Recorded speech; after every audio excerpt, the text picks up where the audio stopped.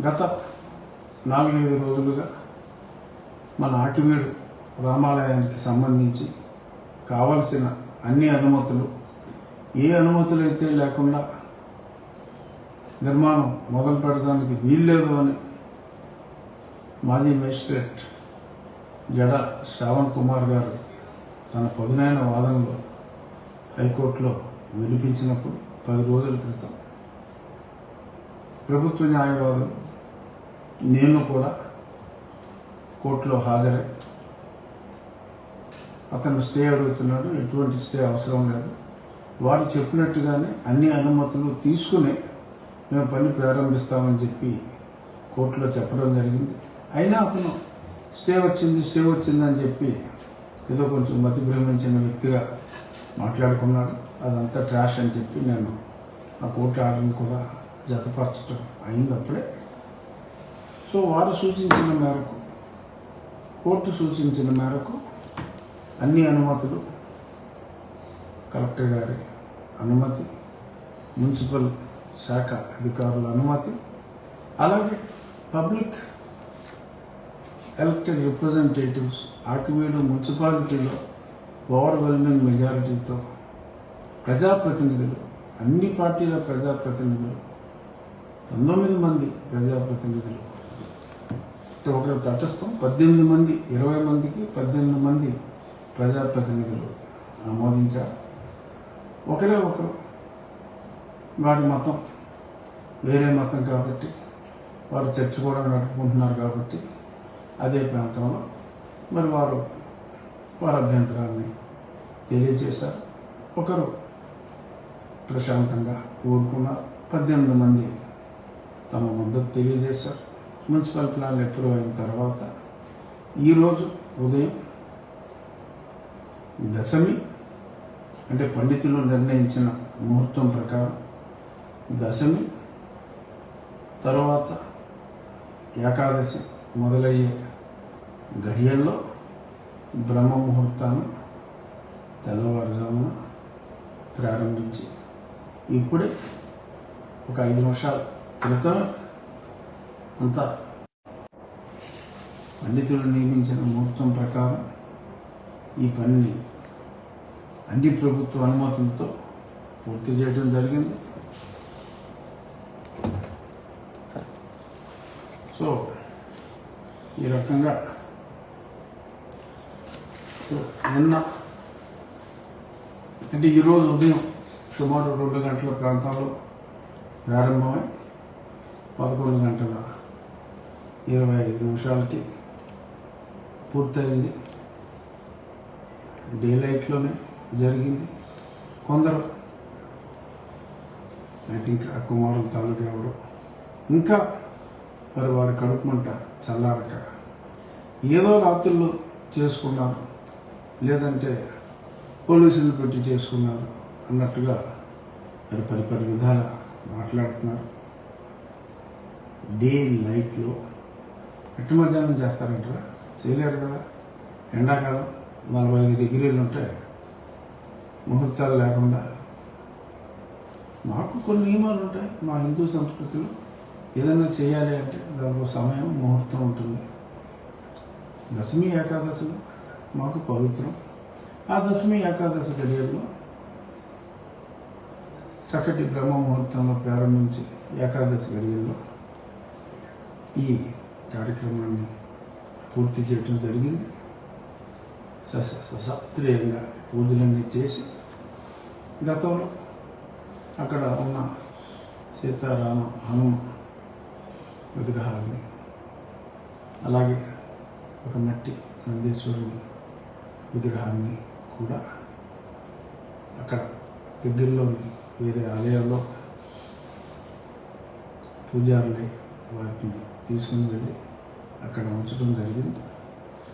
నియమం ప్రకారం ఆ విగ్రహాన్ని ఎలాగా ఏమి చేయాలి అనేది, ఎందుకంటే పాడైపోయి ఉన్నాయి కాబట్టి అక్కడ మొత్తం అంతా డంప్ చేసి వాటి మీద కూడా, విగ్రహాల మీద కూడా రకరకాల మరి ఆ ప్రాంతంలో పాత ఫోటోలు చూశారు కదా, ఒక డంపింగ్ యార్డ్ లాగా తయారు చేసి ఎవరిని అక్కడికి వెళ్ళకుండా చేసినందువల్ల కొన్ని ఇబ్బందులు వచ్చినాయి, విగ్రహాలు కూడా దెబ్బతిన్నాయి. ఇప్పుడు కట్టేది కృష్ణశిలతోటి చక్కటి రామాలయం కాబట్టి దేవతామూర్తుల ప్రతిమలు కూడా రాతి విగ్రహాలు వస్తాయి. అవన్నీ కూడా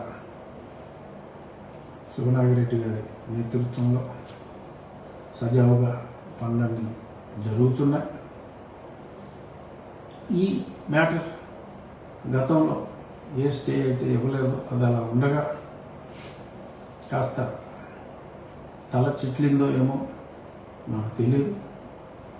ఒక వ్యక్తి ఒక స్త్రీతో, అదే లాయర్ ఒక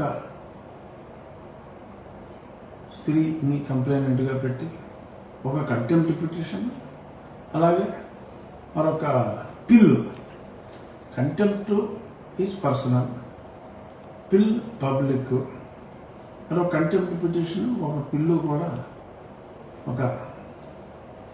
ఒక న్యాయవాది వేయటం జరిగింది. సరే, అవి విచారణకి రావచ్చు రాకపోవచ్చు కూడా.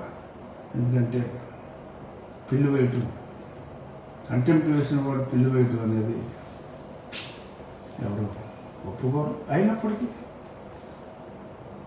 అన్ని అనుమతులు వారు చెప్పిన సుప్రీంకోర్టు ఏ తీర్పునైతే వారు ఆకలింపు చేసుకోలేక మరి అస్తవ్యస్తంగా ఆలోచించుకున్నారు, దాన్ని సరిగ్గా ఆకలింపు చేసుకొని ప్రభుత్వ అనుమతులతో, అది పబ్లిక్ ల్యాండ్ కాదు, పబ్లిక్ రోడ్డు కాదు, గవర్నమెంట్ ల్యాండ్కి పబ్లిక్ ల్యాండ్కి తేడా తెలియని కుహానా మేధావుల వలన కొంతమంది కన్ఫ్యూజ్ అవ్వచ్చు. ఇంకా కొద్దిమంది మరి అంటే సెక్యులరిజంకి తిరోధకాలు ఇచ్చి వారు మారిన మతం అంటూ మాట్లాడేవారు. మనకులాగా సర్వమత సమానత్వానికి వ్యతిరేకంగా ఉంటూ మాట్లాడేవాళ్ళు కొంతమంది మరి రకరకాల రఘురామకృష్ణదాస్కి షాక్, అది ఇది అని చెప్పి మాట్లాడుకున్నారు.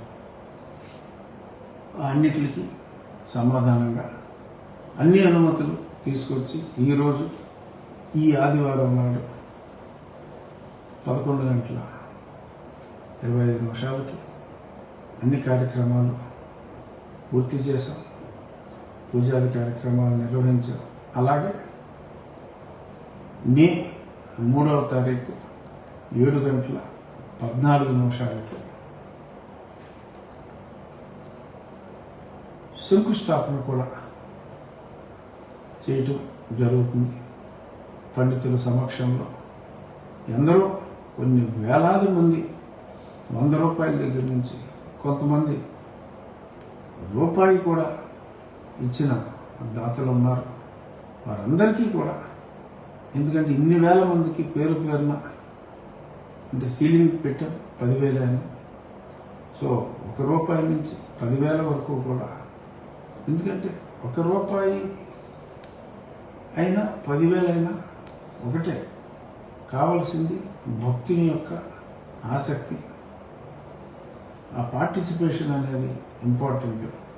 ఎక్కువ మందికి అవకాశం ఉండాలనే మా కమిటీ వారు 10,000 రూపాయలు సీలింగ్ని పెట్టడం జరిగింది. అనుకున్న సమయానికంటే చాలా ముందుగానే మరి ధనం సమకూరింది. అంతకంటే ఎక్కువైతే కూడా ఇవ్వటానికి దాతలు సంసిద్ధంగా ఉన్నారు.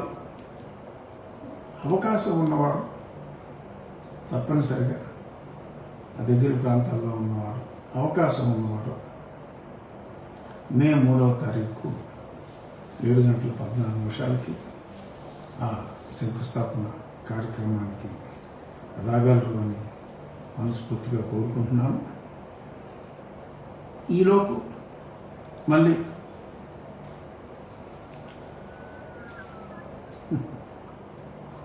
కుమార్స్ మళ్ళీ ఏదైనా హడావిడి చేసినప్పటికీ కూడా రామానుగ్రహంతో, ఎందుకంటే అన్ని క్లియరెన్స్లు ఉన్నాయి. సుప్రీంకోర్టు తీర్పుకి పూర్తిగా లోబడే కోర్టుకి మేము ఏదైతే చెప్పామో దాని లిమిట్స్లోనే సంపూర్ణంగా న్యాయవాదుల సలహాలు తీసుకుని అన్నీ పరిశీలించి పరీక్షించి ఈ కార్యక్రమాన్ని చేపట్టడం జరిగింది. ఒకటి ఇక్కడ చెప్పుకోవాలి, ఆ ప్రాంతం వారికి ఎటువంటి అభ్యంతరం లేదు. ఇది బయట ఉన్న నీల్ కుమార్స్ గ్యాంగ్కి తప్ప ఆ ప్రాంతం వారికి, అంటే ఆ గ్యాంగ్ అనుచరులు ఎవరో 2-3 ఉండొచ్చు, వారికి తప్ప ఆ ప్రాంతంలో వారు, ఎందుకంటే జరిగింది పట్టపగలు, మొదలుపెట్టింది తెల్లవారుజాము గడియలు అయినప్పటికీ కూడా 11:25 దాకా జరుగుతూనే ఉంది. ఏ ఒక్కరూ కూడా వారి నిరసనని వ్యక్తం చేయలేరు.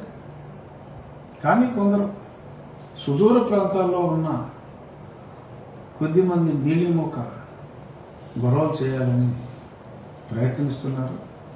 సరే, ప్రయత్నిస్తే మీ ఇష్టం. రామాలయ నిర్మాణం సజావుగా మీరు ఎక్కువ ప్రయత్నిస్తే అనుకున్న దానికంటే చాలా ముందుగా అయ్యే అవకాశం ఉంటుంది. ముందుగా ఈ విషయాన్ని తమ పత్రిక ద్వారా నా దృష్టికి తీసుకొచ్చిన సాక్షి యాజమాన్యానికి నా ధన్యవాదాలు తెలియజేస్తూ, ఆ ఎడిటర్ ఎవరో మరి ఎవరైనా ఓనర్ జగన్మోహన్ రెడ్డి గారు thanks for bringing it to my notice. ఆ తర్వాత రకరకాల వ్యక్తులు నోటుకొచ్చినట్టు వాగితే మీ ఛానల్లో ఆ వాగుళ్ళు కూడా చాలా ప్రస్ఫుటంగా, ఆ కోట్లు వేసుకున్న వాగుళ్ళు చాలా ప్రస్ఫుటంగా మీరు టెలికాస్ట్ చేశారు. ఇకనైనా మీకు నా విజ్ఞప్తి, దయచేసి ఆ పిచ్చి వాగుళ్ళు ఆ టెలికాస్ట్ ఆపితే మీ ఛానల్కి కాస్త గౌరవం పెరుగుతుంది. ఒక ఎవాంజలిస్ట్ ఛానల్గా మార్చుకోకండి మీ ఛానల్ని. ఏం కంటెంట్ మాట్లాడుతున్నారో చూసుకోండి. రఘురామకృష్ణరాజుని తిడితే పండుగ చేసుకునే విధంగా మీ ఛానల్ బిహేవ్ చేసుకోకుండా ఉంటే ఏమో మీకు మంచి జరుగుతుందేమో ఆలోచించుకోండి. నేను ఇంతకు మించి మీకు మంచి చెప్పటం మాకు మంచి కాదు. సంచేత చూద్దాం, ఇవాళ నుంచి నన్ను తిట్టిన ఆ నీలి మూకల చెత్త వీడియోస్ మీ ఛానల్లో వస్తాయో రాదు. బట్ ఇలాంటి వార్తలు ఆ దేవాలయం గురించి చక్కగా తెలియజేశారు. దానికైతే నా కృతజ్ఞతలు. అలాగే మరి ఆ తర్వాత ఒక వేగంగా పూర్తి చేయాలి అనుకున్నాం. ఆ వేగానికి మరింత వేగం చేకూర్చే విధంగా మరి నాకు అయిష్టంగా, అంటే నా మీద పోరాడుతూనే నాకు మా రామ భక్తుల మనోధైర్యాన్ని, ఆ పట్టుదలని మరింత పెంచి మరింత ఫాస్ట్గా మేము అహర్నిశలు శ్రమించి కోర్టుకు వెళ్ళి లాయర్ని అపాయింట్ చేసుకుని ప్రత్యక్షంగా నేను కూడా వెళ్ళి, ఎందుకంటే ఆ కసి రాజేసిన ఆ 4 కుమారులకు పదే నీళ్ళు అనవసరం అవసరం లేదు. ఎందుకంటే జనాలకు అర్థమైపోయింది వారు నీలి కుమారులని. అంచేత నేను నీలి కుమారులు అనే మాట మాట్లాడను. ఆ కుమారులకు కూడా నేను ధన్యవాదాలు తెలియజేస్తున్నాను. ఎందుకంటే అది కూడా నా బాధ్యత. ఎందుకంటే మన మిత్రులే కాదు, మన శత్రువులు కూడా ఒక్కోసారి ఇండైరెక్ట్గా మనకు హెల్ప్ అవుతూ ఉంటారు. ఆ రకంగా ఆ 4 కూడా మరి ఇండైరెక్ట్గా మరి ఒక సమాజాన్ని